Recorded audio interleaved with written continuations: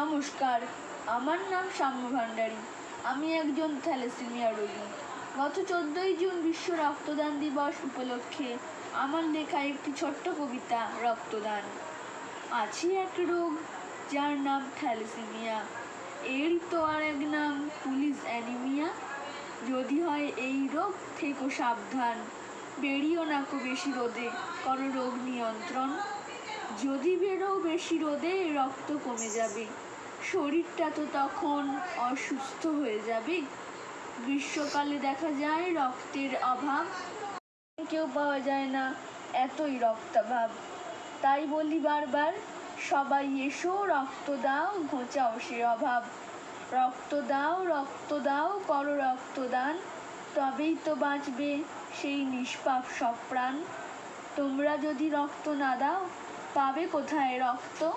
টাকা দিয়েও পাওয়া যাবে না কো এক ফোঁটাও রক্ত। তাই তো সবার কাছে আমার একটাই অনুরোধ, রক্ত দাও, করো রক্তের অভাব পূরণ। নমস্কার।